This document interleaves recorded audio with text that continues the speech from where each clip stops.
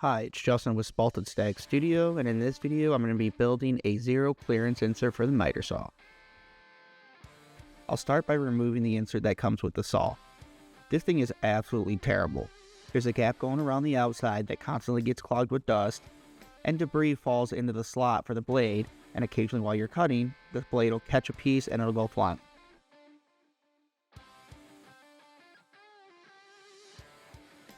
Since I want my zero clearance insert plate to fit nice and snug into the saw, I'm going to have to make my own template. And since this is a really weird shape, I'm going to have to be a little creative, and I decided to use some painter's tape. You got to be sure that you're pulling it nice and tight when you put it on the saw. If not, when you remove it, it's going to change the dimensions. Once I'm done putting the tape in this direction, I'm going to switch and put it in the other direction. That'll add some rigidity to the template, and it'll also prevent the tape from peeling off of each other when I remove it. And once I use a half roll of tape, I'll use my X-Acto knife and run along the edges and cut out a template.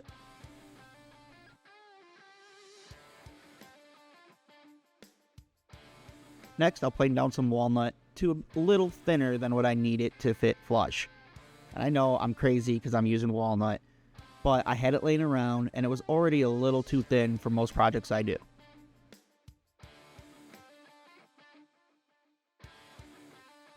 Next, I measured the widest part of the template.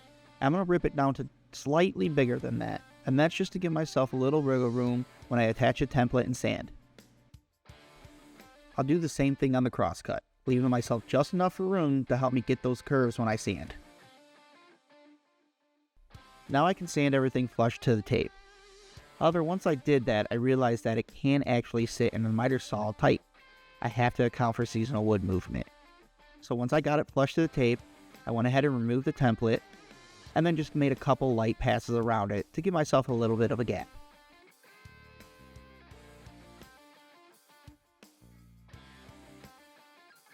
And again, since I can't use the factory insert as a template, I have to find the location of the bolt holes on my own. It has to be perfect, so instead of taking a bunch of measurements, I'm just going to apply a little paste wax, and then put some blue tape and punch holes into it. Next, we can apply some CA glue. Now we have to be careful here because if we apply too much, we're going to get squeeze out and the tape won't peel off properly. Now we can push in our zero clearance, apply some pressure, and wait for the glue to dry. Now, as you can see, I applied too much glue on one piece. That caused the tape to stick more to the miter saw, and it didn't peel off when I removed the zero clearance. Now I can drill the holes for the bolts. I'll start by drilling some pilot holes, switching over to my Forstner bit, and drill in a countersink for the bolts to sit in. And I'm going to be drilling that countersink about halfway. That gives me a little extra room to play with and make sure that those bolts don't protrude. Once we get those drilled, we'll swap over to a drill bit that's a little bit bigger than the bolts. That gives me a little play if my holes were off. Once I got everything secured, got an idea of how much I needed to raise the plate up. So I just drew a line through the bolts. That way I had an idea where to put the set screws. This next part was a much bigger pain than it needed to be. I needed a screw that was about 3/8 inch long. However, all I had was 1/4 inch and 1/2 inch. The 1/2 inch was far too long, so I decided to use the 1/4 inch and just countersink it through enough to where the screw just protruded through the bottom of the piece. However, that was a mistake. The 1/4 inch screws just didn't have enough meat to bite into. So as I was tightening them, they would just spin. I did get it to work, but I should have came up with a much better method than this, using set screws and tapping the wood. I did get everything nice and flush. However, I doubt it's going to last long, and if anything hits it hard, it's going to break. So I'm going to end up having to redo it and put set screws in this time. Once we get everything nice and flush, we can run the saw and cut the slot into it.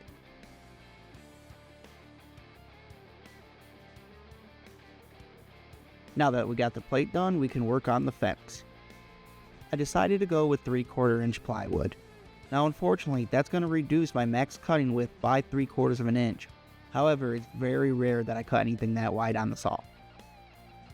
I quickly marked all the holes that were in the fence for my bolts, and then I'll take it over to the drill press and get ready to drill that out. And again, this is a very straightforward process.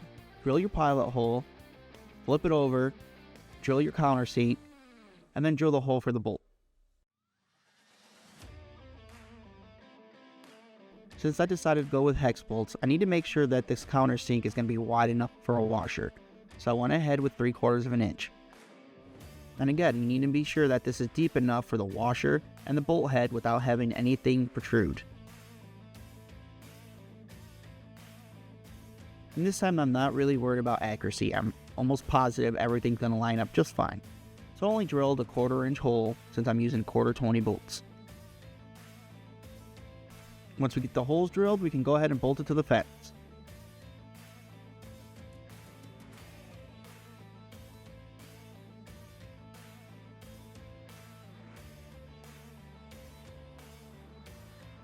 Since I moved the fence on the miter saw forward 3/4 of an inch, I have to readjust my fences.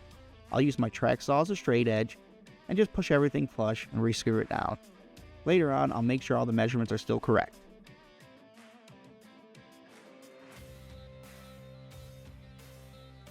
Now it's time for a test cut. And while this method definitely eliminated any tear out, it created 2 new problems. The fence prevents the saw from sliding forward, and it also inhibits the dust collection. This thing sprayed dust everywhere.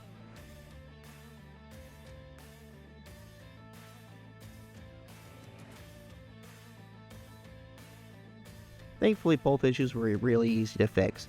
I just tilted my saw to 30 degrees and made a pass on each side. Next, I straightened my blade back up to 90 degrees and made a pass. I then slowly walked in my fence and made a pass each time, and that gave me enough support to prevent the tear out.